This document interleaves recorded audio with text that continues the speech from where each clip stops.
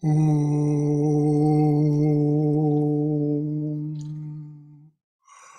Om.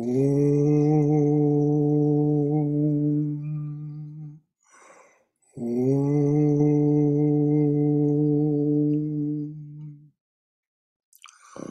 Om Sahana Vavatu Sahano Bhunaktu Sahaviryam Karavavai Tejasvina Vaditamastu Mavidvishavahai. Om Shanti Shanti Shanti. Om, may the Divine Being look over us lovingly as a mother and father. May the Divine Being support and nourish us as a mother and father. May we have the strength and skill to study together the art of spirituality. May no misunderstandings arise amongst us. Om, peace, peace, peace and beneficence to us and to all beloved beings everywhere. So, good afternoon and welcome to our Saturday class where we're reading and discussing Patanjali's Yoga Sutras as translated by and commented on by Swami Prabhavananda. Swami Prabhavananda was a very remarkable soul who led the Vedanta Society of Southern California from its inception in 1929 until his very deliberate departure from the body on July 4th, 1976. The Swami was a Sanskrit scholar, was a Shakespeare scholar, but even so, he enlisted the assistance of Christopher Isherwood to help him with the language of this book so that it made great sense to his Western disciples, the Swami's Western disciples. So before we go ahead, are there any questions left over from last week or any time before about what we're studying? We're still on chapter 1. I believe we're on sutra number 40. I could be wrong about that by a number. It might be 41, but it's right there. I think it's 40. Anything at all from anyone? All right, dears. I'm going to start here. Many beginners on the path of concentration and meditation become discouraged. And then he quotes a monologue by a discouraged devotee. Before I started to practice concentration, they say, my mind seemed fairly clean and calm. Now it's disturbed and full of dirty thoughts. It disgusts me. I had no idea I was that bad. I had no idea I was that bad. And surely I'm getting worse, not better. They are wrong, of course. The very fact that they have undertaken a mental house cleaning and stirred up all this mess means that they have taken a step in the right direction. Are we allowed to interrupt if we want to talk about a passage? Yes. I thought that was encouraged. Hello, I'm going to lean in. This is Justine. How are you? This passage I marked because, for a number of reasons, but for one, I have obsessive compulsive disorder. And one of the symptoms of OCD is blasphemous imagery, because it will attack wherever you feel most vulnerable. And if that's where you feel most vulnerable, that will come. And when I first started practicing Hinduism, as it were, the Hindu temple in Ohio, I was being assaulted by those images relentlessly when I was doing my walk around chanting. And I found that the only way to still them was to just accept that they too were part of Shiva. They were part of the shadow, the Jungian shadow, that we should learn to embrace and look at. And that as I chanted, I decided instead of fighting or whinging against them, I would just invite them. And they went away really quickly once I decided to just say, these foul thoughts too are Shiva. They lost all their power over me, and the OCD symptoms stopped within a month or so. So I just wanted to throw that in there because, I marked this passage as being really kind of memorable Yes. to me because I went through that then. And I'd like to add to that, I think all this searching around inside for the self forces us to sort through all of our ugly, dirty laundry. Amen. And furthermore, as we sort through the ugly, dirty laundry, we sort through all the horrors underneath that ugly, dirty laundry that made us so filthy. So this whole process can be very dark and painful at times. It's not all flowers and holy water. Yes. That's all. As Vivekananda said, it is the poetry of life. And Vivekananda said, with regard to what you said about this all being Shiva, Vivekananda said there cannot be two existences, only one. So whatever exists within that one existence. And it's interesting that you said when you accepted, not only accepted, but invited these intrusive thoughts, they quickly disappeared. If we remember the movie about Freddy Krueger and how the 15-year-old girl disarmed and defeated his intention to murder her too, she kissed him. She kissed him. And that is such an instructive moment in that film. She goes unscathed. So this is, and of course, impatience, our impatience with our unclean minds and all that is just a form of vanity. It's just a form of self-importance. As we'll hear from the Swami a bit later on, it has real potential danger in it if we focus too much on what we should accomplish rather than just allowing what we are accomplishing. So the Swami says that they have taken a step in the right direction. As for the calmness which they imagine they have hitherto, thank you, which they have hitherto experienced, it was nothing but apathy. The stillness of a pool which is choked with mud. To the casual observer, sloth and serenity, tamas and sattva, may sometimes look alike. I'm going to read that again because they can happen to us as a casual observer of ourselves.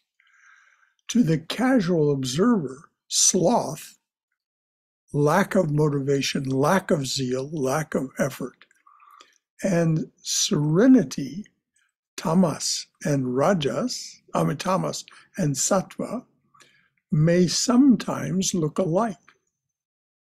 But to pass from the one to the other, we have to go through the violent discharge of disturbance. We have to go through the violent disturbance of active effort, the phase of rajas, which is what you were referring to, Justine, when you said, when you were doing this walking meditation, this circumambulation of the temple and so on. This is a form of active. This is a way of overcoming tamas by being active, rajas. And it does work. And it may, as you said, produce some violent stuff. And the only way to triumph over it is to accept, as you said, that Jungian definition of the shadow self, and actually invite it. Someone who's on the screen now has a song about this very thing. It's called the Black Dog Blues, about depression and how the black dog becomes something other than what it was by inviting it in rather than resisting it. And it is a very wise and beautiful song. I hope sometime you get a chance to hear it, the Black Dog Blues. Anything else from anyone about what we've read so far? Brother Shankara, this is Haima. Yes, Haima. Namaste. And I'm so glad Justin shared her experience. If we don't do that invitation and acceptance, it will become such a poison in our body. Day by day, our thoughts will spread all over the body and we'll sink into it. So that was just a wonderful experience she shared. Thank you so much. Thank you. What page was the question? What page? We're on page 81. 81 in my book. 81. Oh, 81 then. This Kindle version says it's 78, but in any event, 81, the text version. So we have to practice rajas. We have to be willing to do and undergo that violent disturbance of active effort. The casual observer watching our struggles and our distress may say, he used to be much easier to get along with. I liked him better the way he was. Religion doesn't seem to agree with him. These are the friends that we must learn to, in a way, those who present us with this reaction, we must kind of keep them at arm's length, because we don't need to have their discouragement of us. It isn't that they're bad or wrong, they're just projecting, as we all do. But when they present us with this, that's a signal to just kind of keep them at arm's distance, arm's length. Brother Shankara. Yes, Jeff. Could depression be an example of the Rajas phase? And I asked. Very hard to talk about that, Jeff. Depression is a neurological divergence. It's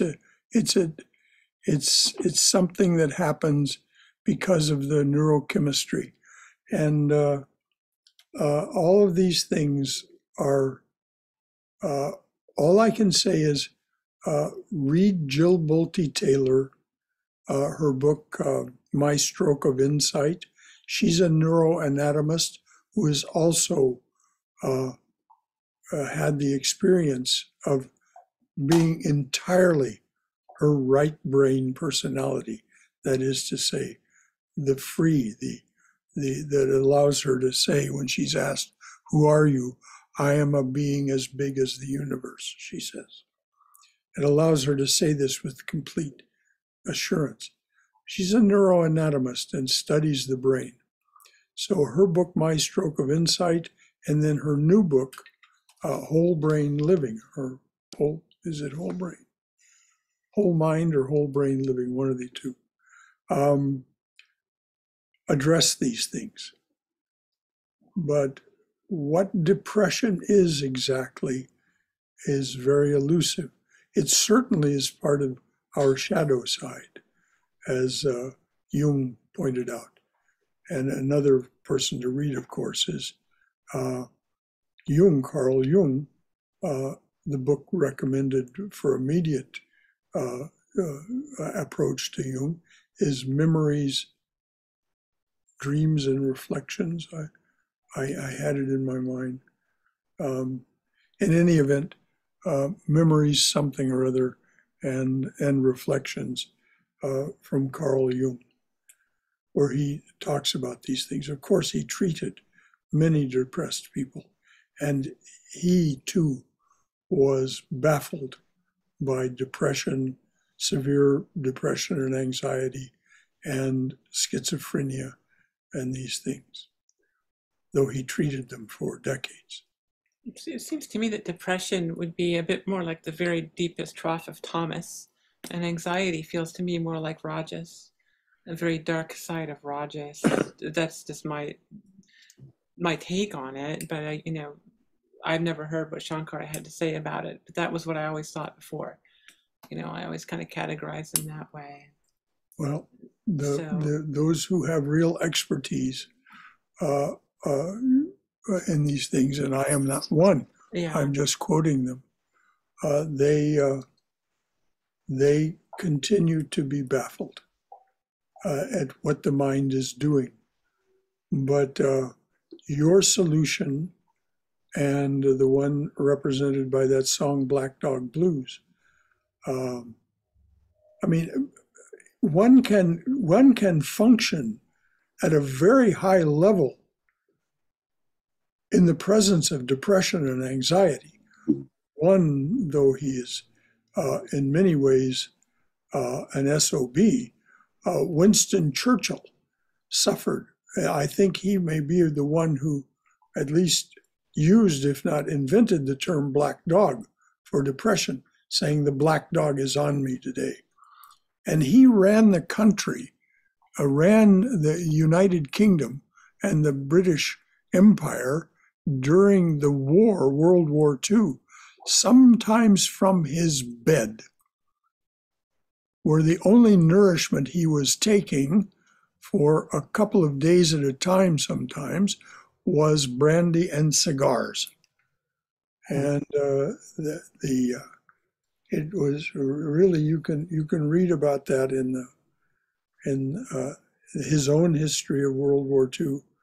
And there's a book by Marshall, the one man who came up with the Marshall Plan, that talks so admiringly of Churchill. I've found that for long-term depression, sometimes the only thing I can do is just learn to live above it. Accept that it's there, recognize that it's there. I even greet it in the morning. Hello, darkness, my old friend, in a way, I see you there, and then I'm going to let you be there, but I'm not going to feed you anything. You can just exist. I'm not going to feed you any thoughts. I'm not going to feed you any reasons or rationale, and I'm just going to live above it and enjoy what I can on top of the depression. And that seems to me to be the way I kind of beat that with little Rajas, I guess that would be, wouldn't it? That kind of decision. Or was that Sattva or Sattvic? To kind of just say, there it is, I'll live above it. That would be Sattva. Yeah. Well, the reason thank you for your comments, both of you. The reason I brought this up is because the happy news is I think I have adjusted my my brain chemistry with St. John's wort, and I have been pretty much symptoms free in that regard for over a year now. But between that and these studies and practices, I'm able to kind of see the whole story. I can step back and look and see some of my triggers for why I went through depression and what I learned from it, and it helps me to understand my predicament and where I am at this point. Well, one of the things that is important for us to understand, and I mean this very, very profoundly, is that those who are creative, like yourself, I understand that you been creative as a way to make a living and as a musician. Those who are creative, there is the other side of that creativity is often an extreme level of sensitivity. And if you want to study another life that was looked at very closely, that demonstrates this, it's the life of Kurt Vonnegut, the writer. His life was studied very carefully by his agreement, by someone who had been his student and then changed her major. Anyway, I won't go into that whole story, but the Kurt Vonnegut story is also very interesting about the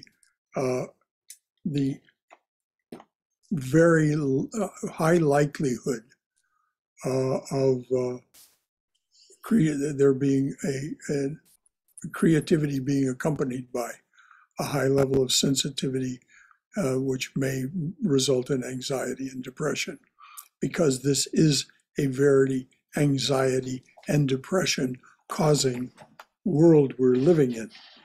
The collective unconscious, as Jung called it, is in anguish and has been for many decades, perhaps as long as we've been alive.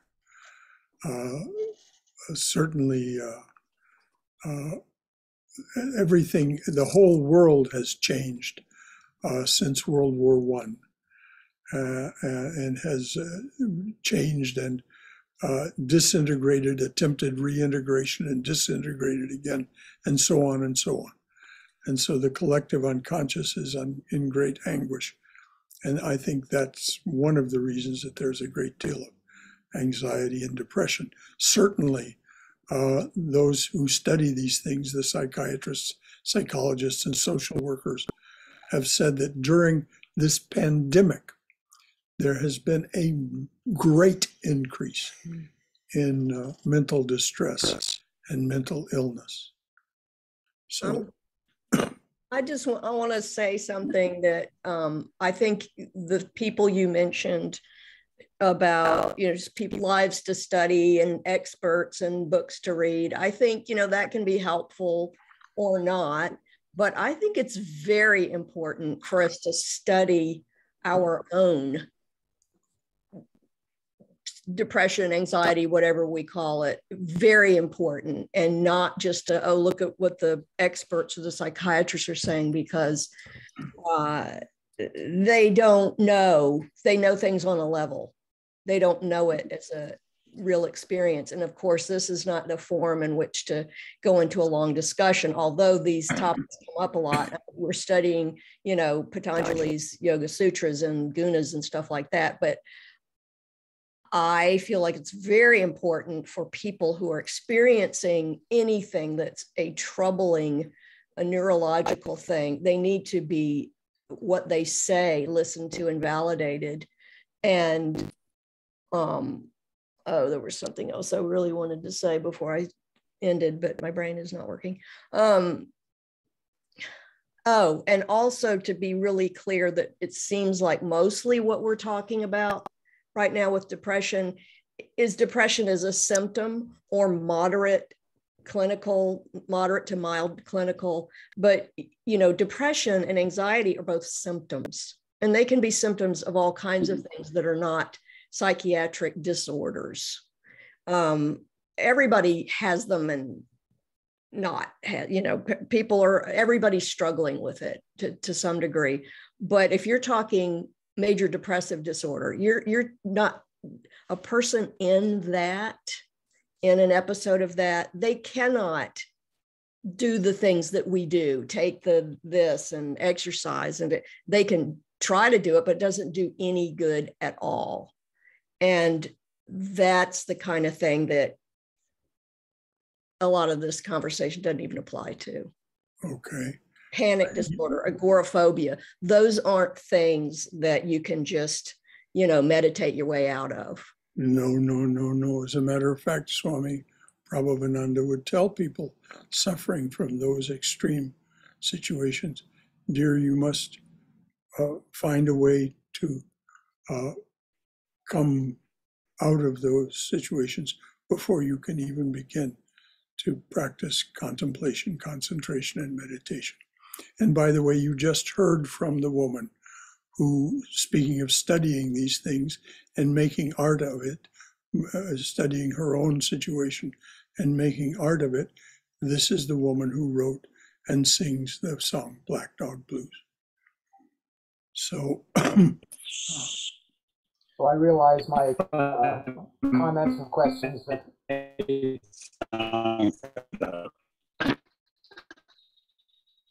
Jeff, you're breaking up real badly. No, that was somebody else. We were Amadas. Amadas and I are trying to speak at the same time. Go ahead, Jeff. I was just going to say I realize that my questions here have kind of derailed us a little bit, but I think it's been fruitful. And it's not a derailment at all, Jeff. This is exactly what it means to study these things together. You know, the undercurrent of the unity among us expresses itself in these discussions. And as Cindy pointed out, nothing that is said from here, by this, I mean this spacesuit, is meant to be definitive about this. I'm certainly no expert in these things. So I point to this, I point to that, but Cindy said what she said, and it's very well said, and you said what you said, Jeff. Thank you. Now, Amadas, you were breaking up, but maybe it was because two people were trying to speak at once. Can we hear what you have to say? We're not hearing you.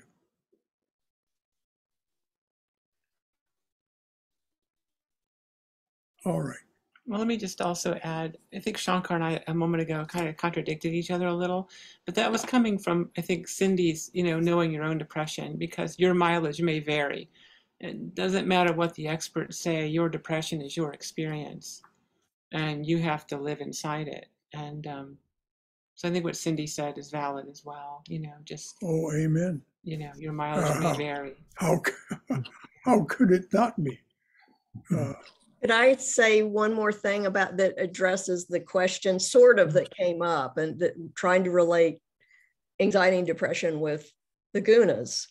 One of the most brilliant people I know who's written and talked about, he's got TED Talks, is Andrew Solomon, and he's a professor at Columbia University, blah, blah, blah.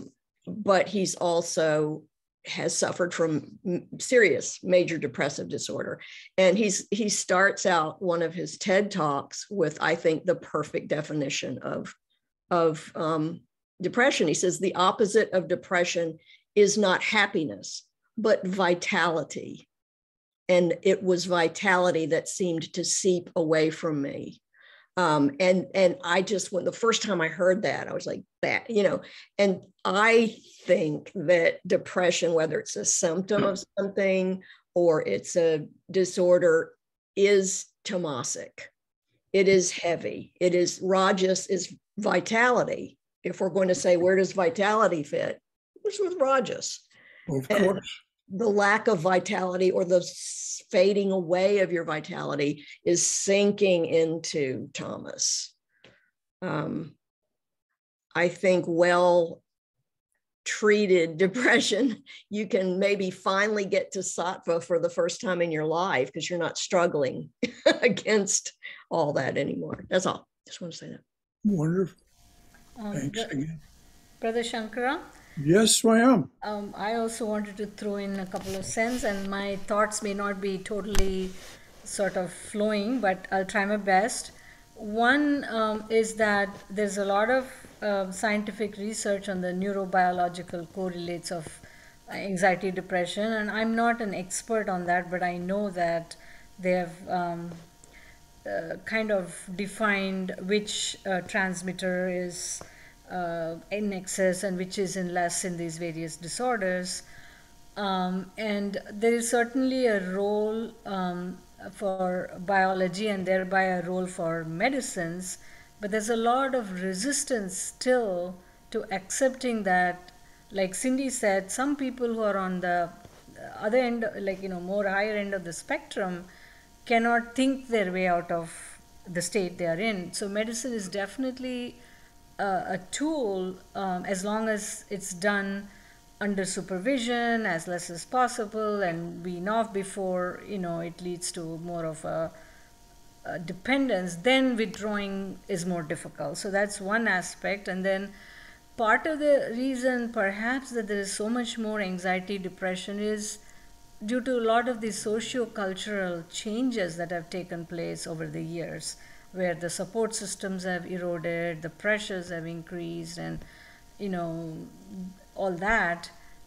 So that apart, for me, like Cindy said, everybody has moments of varying degrees of anxiety and depression based on either something happening or imagined. And what I think sometimes I find very helpful, Brother Shankara, is your analogy of the wind chimes and the wind, the chimes being your sanskaras, and the winds are the gunas, and which one blows against which one, and how that gives rise to what sort of music or noise.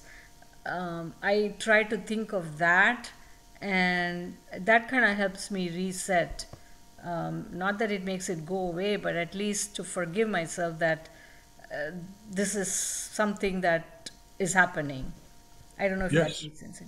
precisely.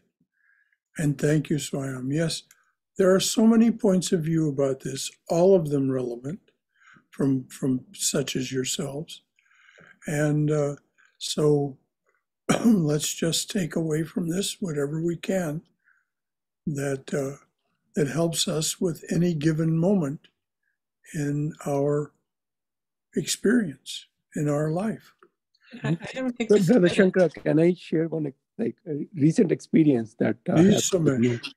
Yes. So a month ago, my wife went to India, and 2 days before she was going to come back, I was like, she likes very clean house. Okay, so, and me and my son being there, it was not that clean. So I started thinking, okay, she comes home and she's going to say, what did you do? And whatever she's going to say. And then I created my response and I did that.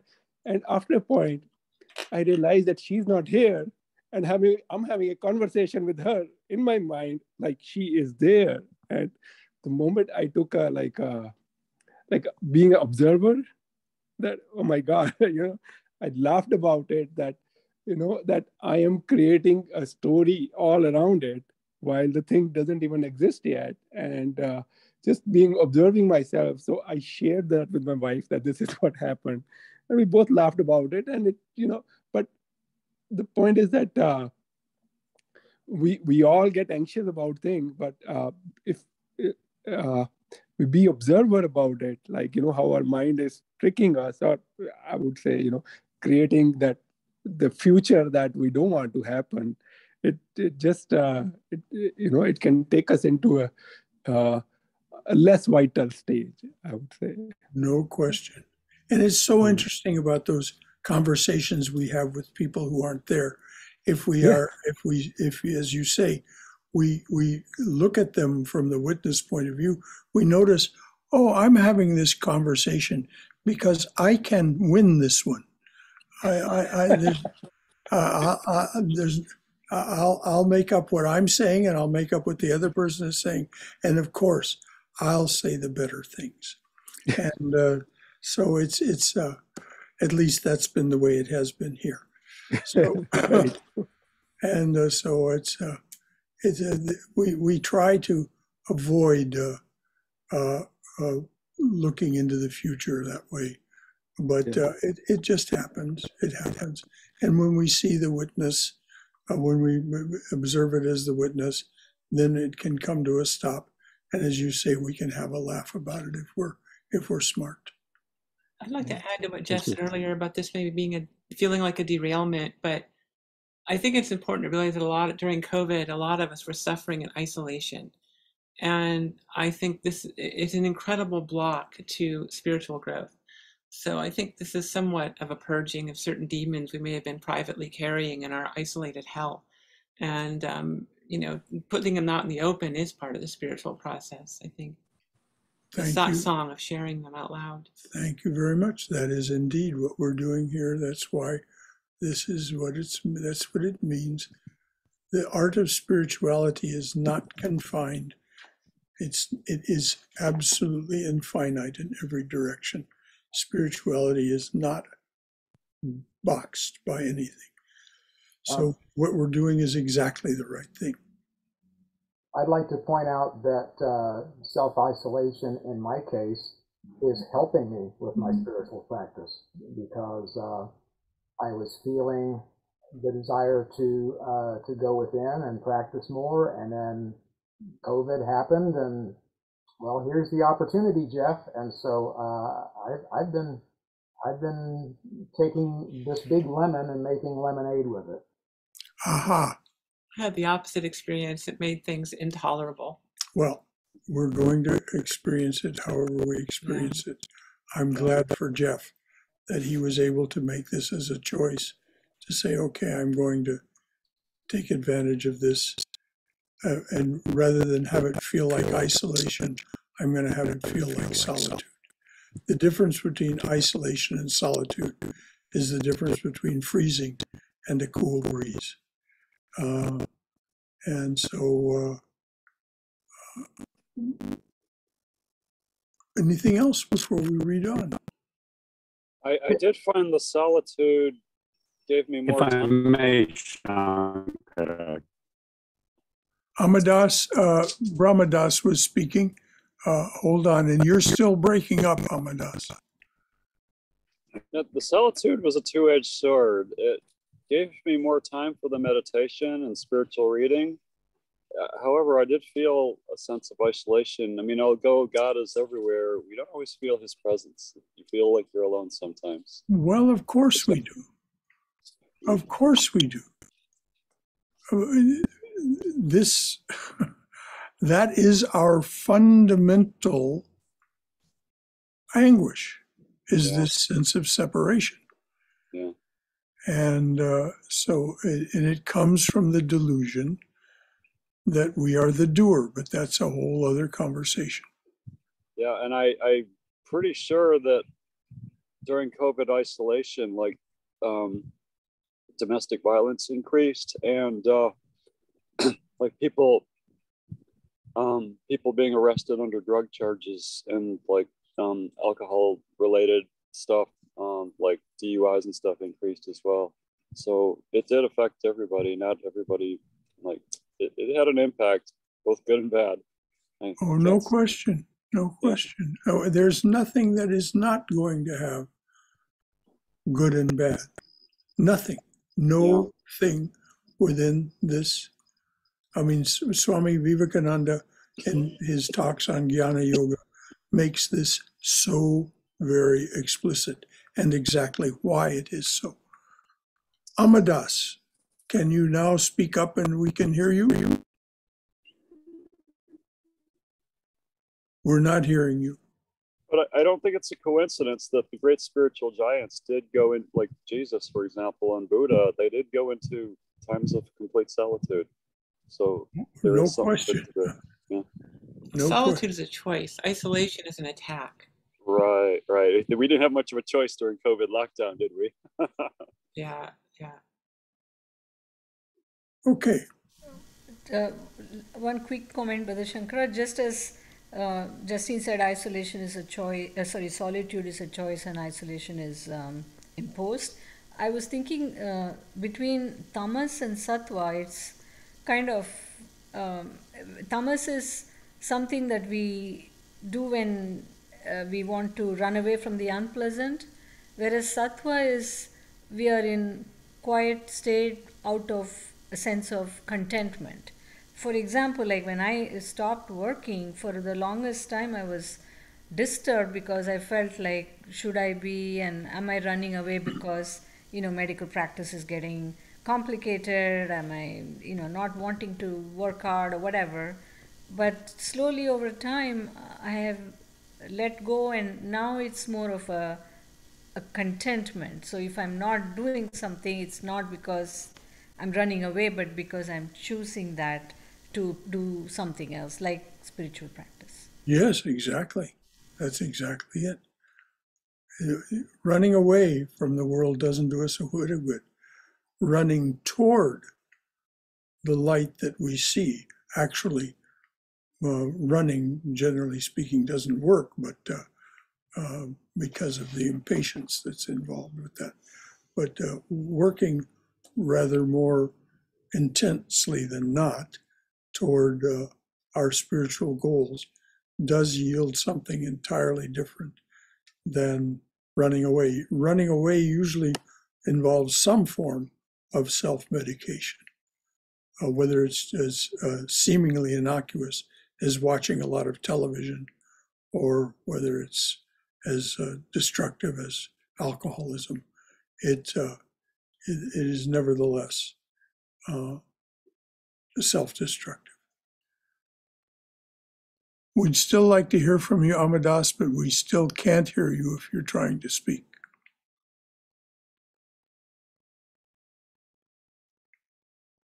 I think he's muted. Well, I don't know. I don't know what he is. It says he's muted, yes. The little microphone is turned off. Amadas, it says your microphone is muted. Anyway. Just one more thing, brother, just for a little interesting side note. I've had the book, My Stroke of Insight, for several years, so maybe I need to actually read it. Well, I think you'll find yourself richly rewarded if you indeed do read it, Jeff. It is a remarkable testimony of someone very, very well qualified to offer us this testimony. And what she says is absolutely overwhelming in its truth. You just feel the truth of it on every page. And I'm not saying, as Cindy pointed out, these books are resources. They're not the ultimate truth. But this woman, at least, is very qualified to talk about what she's talking about and what she discovers when she has this massive left brain hemorrhage and loses her left brain functions virtually entirely is a whole other realm that she did not know in any conscious way existed. And it's the realm that most of us don't know exists until we begin to do serious spiritual practice for a prolonged period of time.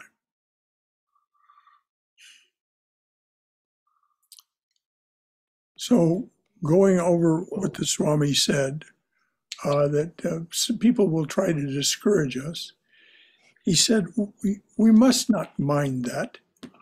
We must continue our struggle with all its temporary humiliations until we reach self-mastery, until we reach that self-mastery. We must not mind these attempts at discouraging us. We must continue our struggle with all its temporary humiliations until we reach that self-mastery, that one-pointedness of concentration of which Patanjali speaks. And that's what I meant by, if we continue our spiritual practices for some time, if we continue to practice contemplation, concentration, and meditation, we will begin to manifest. And the reason I say manifest is Vivekananda says it's already within us. It just needs to be made manifest. Religion is nothing more than the manifestation of the perfection already within, he said. So we can attain that one-pointedness of concentration of which Patanjali speaks. All right, well, that was the discussion of Sutra 40. Now we'll go ahead to Sutra 41.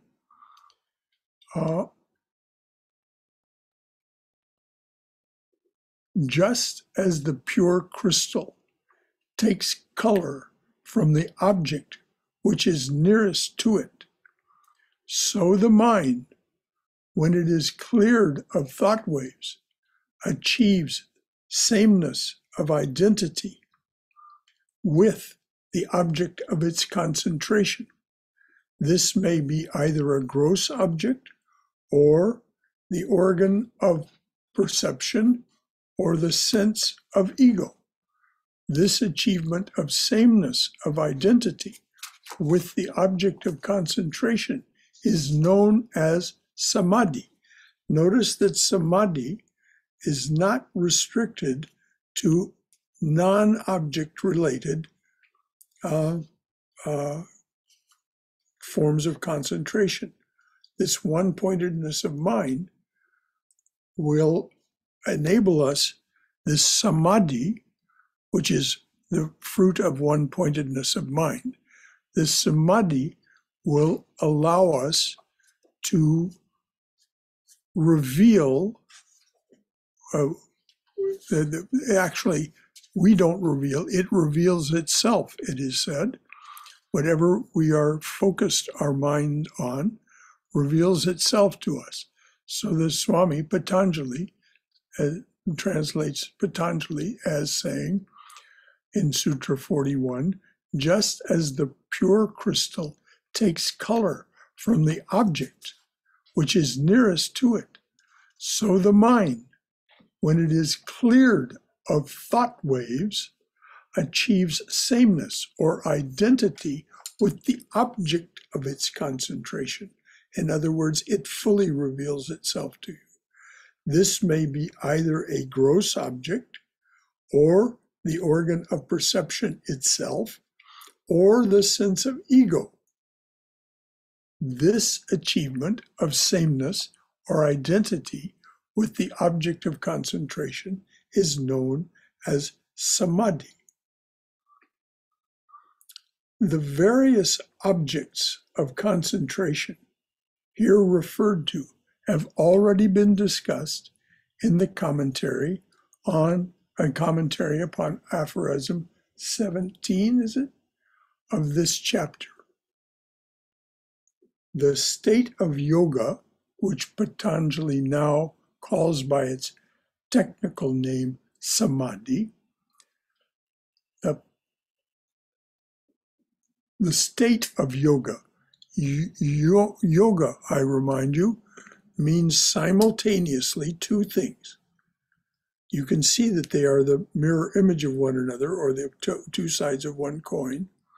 Yoga means both union with that object of concentration, and at the same time, yoga means detachment from all other thought waves. So we detach ourselves by focusing our attention one-pointedly. We achieve union with that which is concentrated upon, and we achieve detachment from everything else in those moments. Patanjali now calls this by its technical name. This may be achieved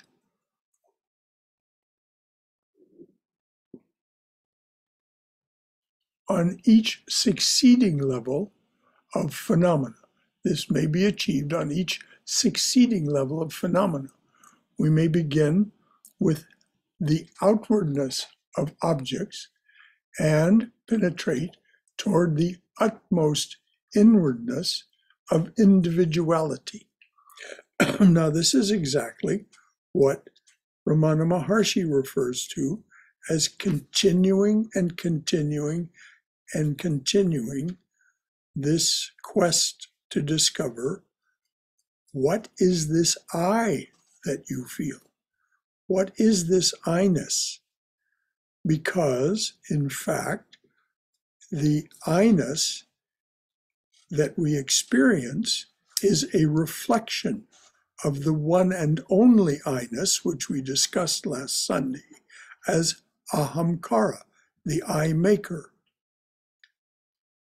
So this individuality is in fact the individuality of the divine being, that one individual. It reflects itself in each of us as this sense of individuality, which we get confused about, and we think, to our great dismay and anguish as we begin to practice spiritual life, we begin to say, something in me knows I'm not separate, but I still feel separate. So what he's saying is, we penetrate toward the utmost inwardness of individuality and know ourselves to be that, capital T, or Atman, or the cosmic mind, Ahamkara, call it what you will.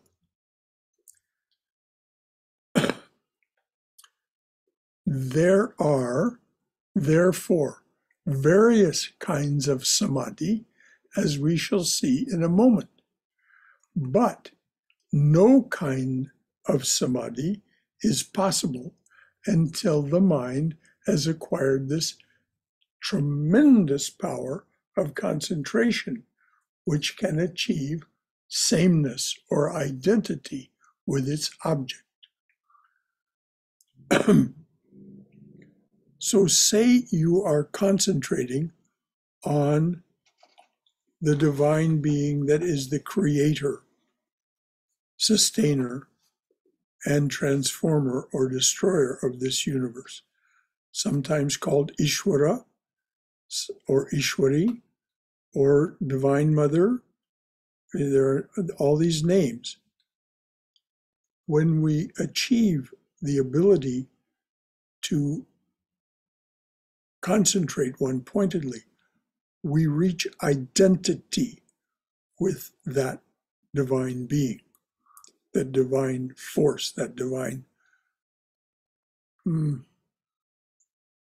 source. This will, if you want to know what's being talked about in its most joyous sense, read the poems in the book Love Poems from God by 12 saints from various traditions that have achieved this state. And their joy is boundless. Their loss of sense of imprisoned self is tangible in their words. It's beautiful.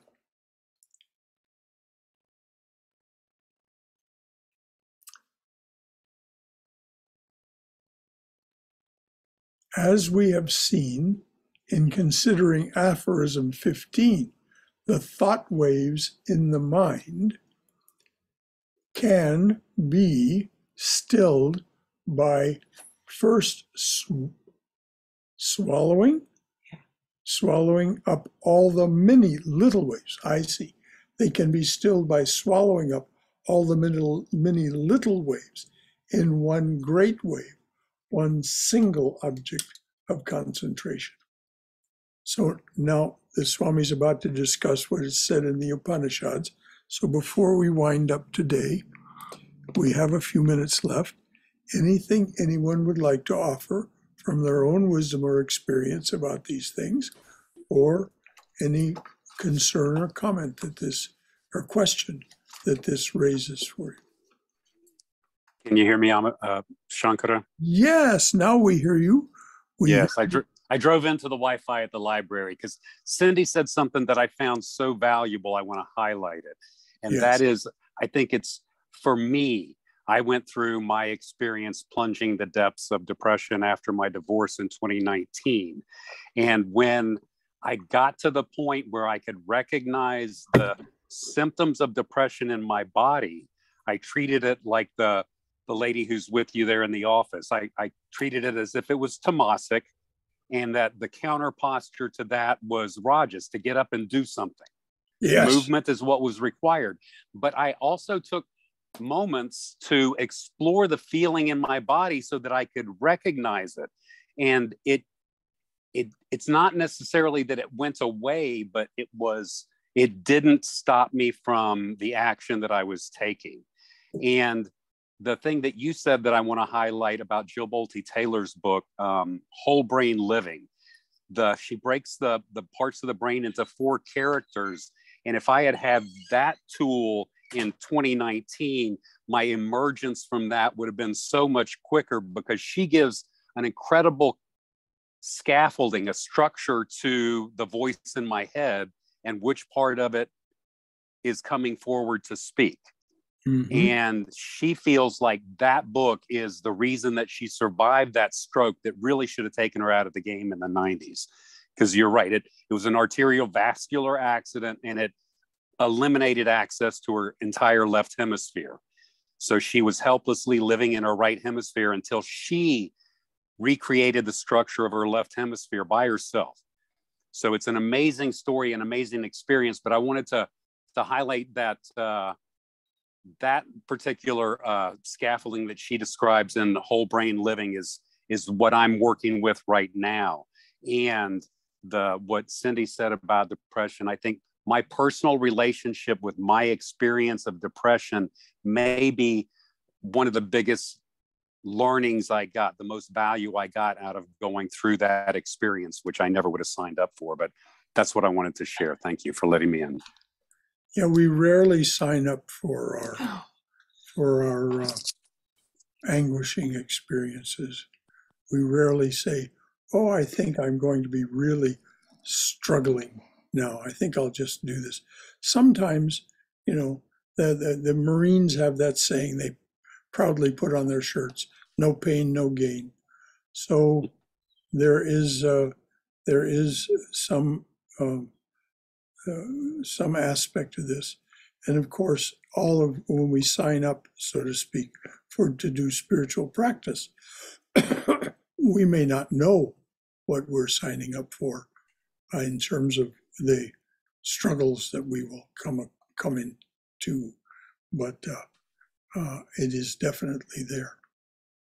Yes, and I think there's a 6th stage to grief, which is gratitude. That's how I knew I was out of grief, when I was grateful for the tools that I have today that came out of that experience, regardless of the rest of it, to be able to be present to this conversation today.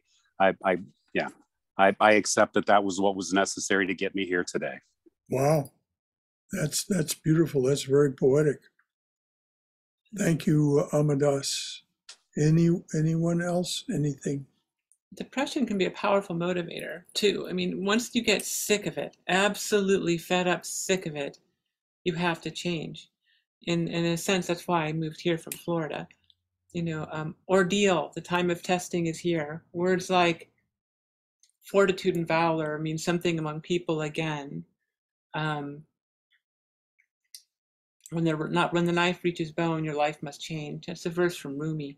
Mm-hmm. So once you get to I missed one of the lines, I forgot it. But once you get to a certain point, it's either stay in that place of stagnation and continue to suffer, or make an enormous move out of what you thought. Sometimes our comfort zones are a trap. Oh, yes. And I thought I was in my comfort zone, but I was actually, I think, sitting in a pit of vipers. Yikes. So beware of your comfort zones. Be suspicious of your comfort zones. Yes. I honestly feel that way. Well, thanks to everyone who has contributed. Anything else from anyone? And let me just note that even those who don't say anything are contributing. There is only one existence. Vivekananda affirms that over and over. We are all part of that one existence. And whether you're saying anything or not, what you are experiencing, we experience too, whether we know it or not. Again, I invite you to read Swami Vivekananda's talk, The Powers of the Mind, as an illustration of what's meant by there's a great deal of communication going on that we don't know anything about in our conscious awareness, but it affects us. It too is a samskara and is inflecting our further being and growth. So thanks to everyone, those who speak, those who do not. I'd like to share something. I'd like to share something there. Yes, Robert. Yeah, I joined kind of late today because well, I found that moderation is a key for me, because once I start to do something, my mind makes me want to continue to do that.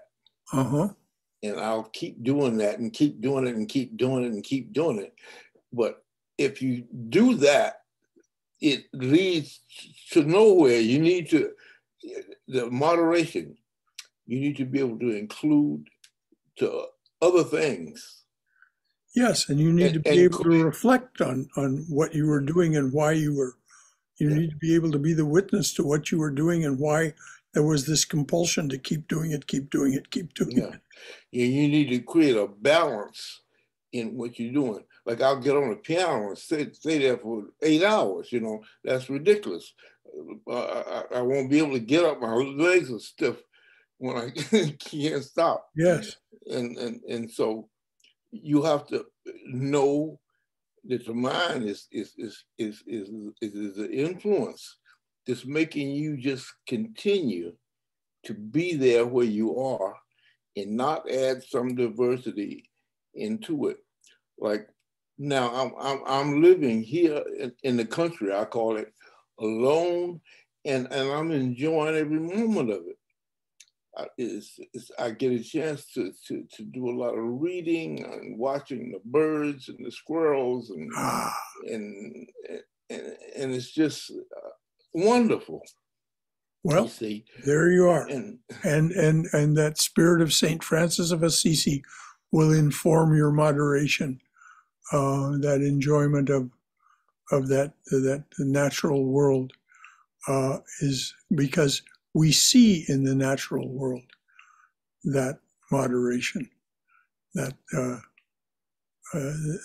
is different from what our rajasic self will try to do.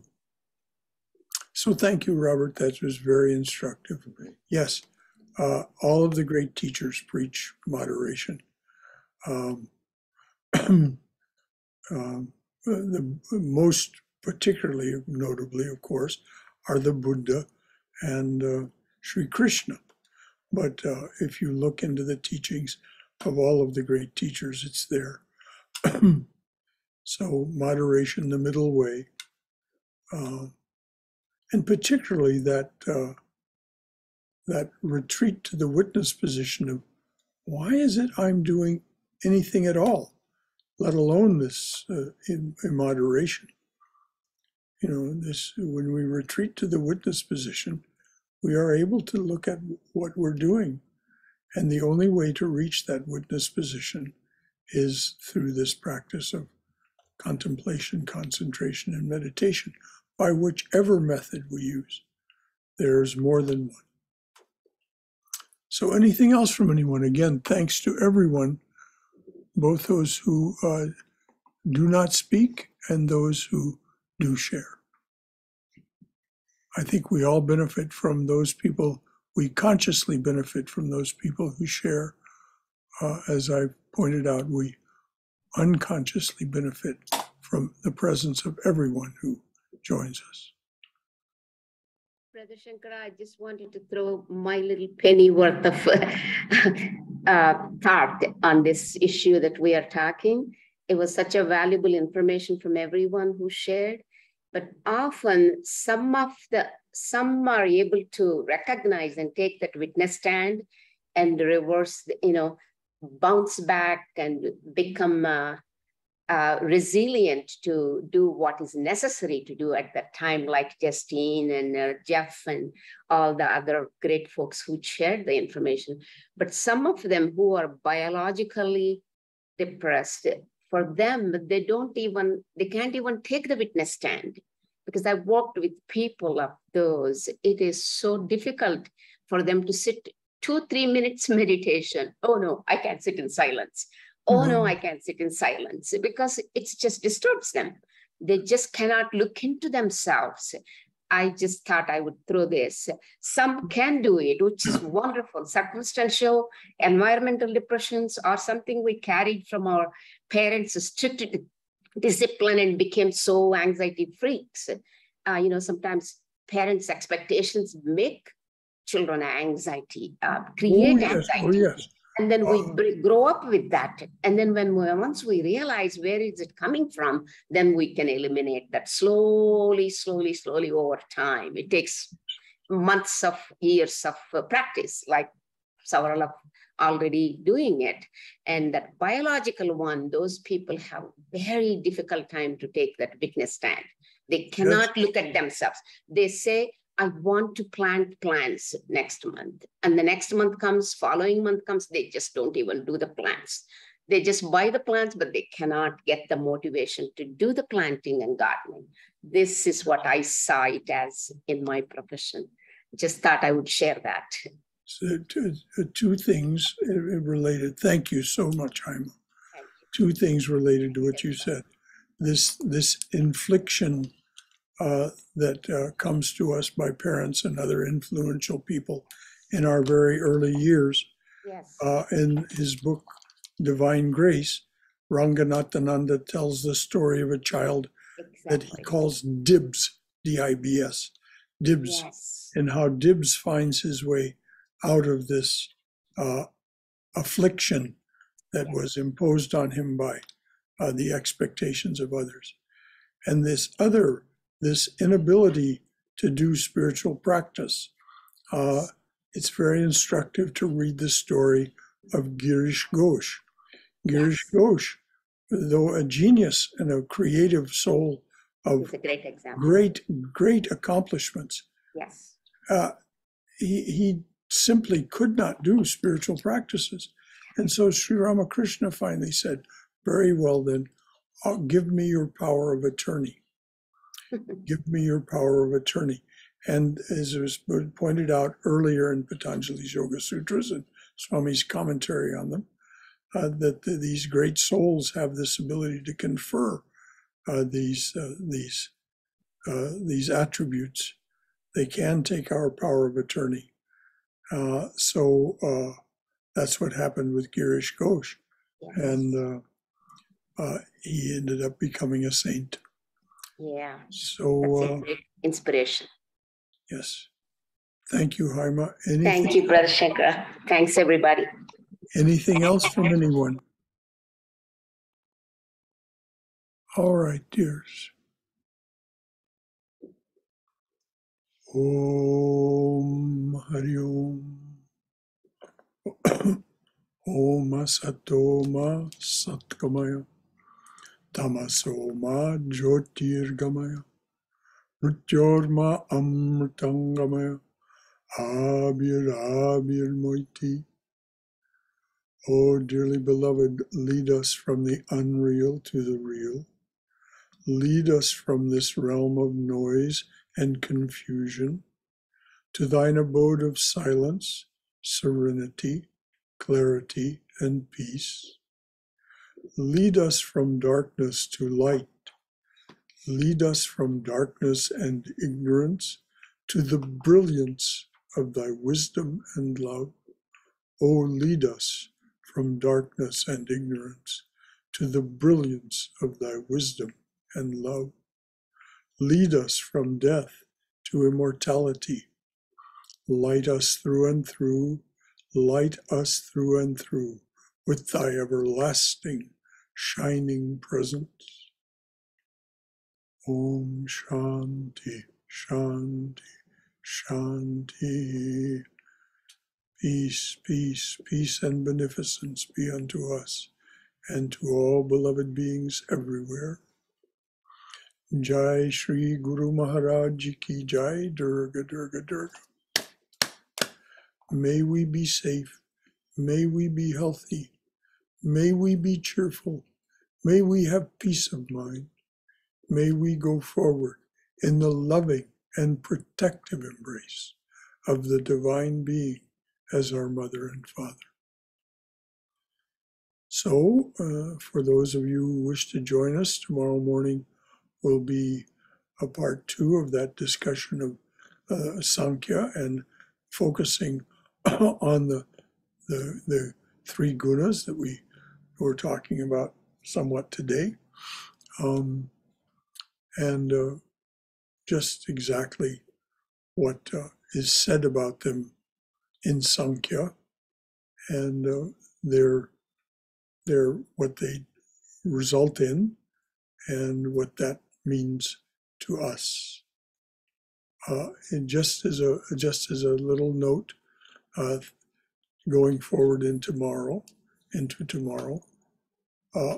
as John Dobson pointed out, a positive way to look at the gunas is that tamas is inertia.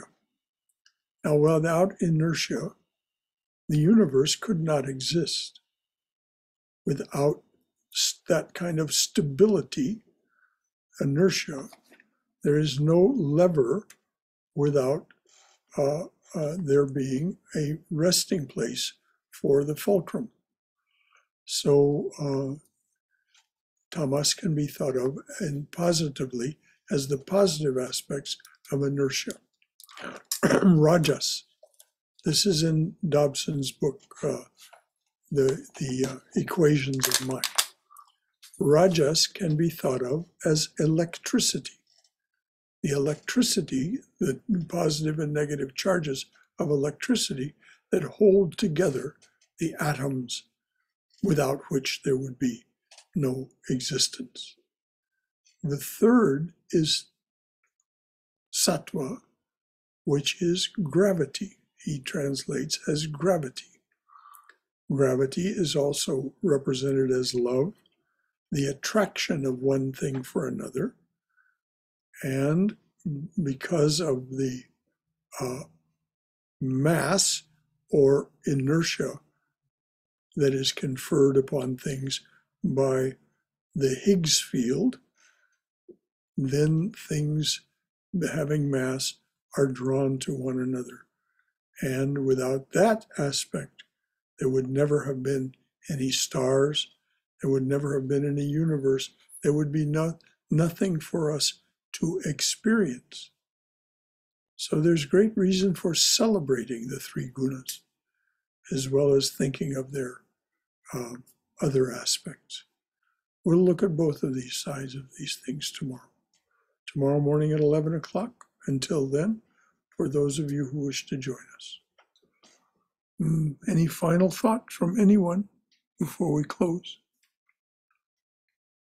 All right, dears. That's it until tomorrow morning, at least from here. Jai Shri Guru Maharaj Ki Jai.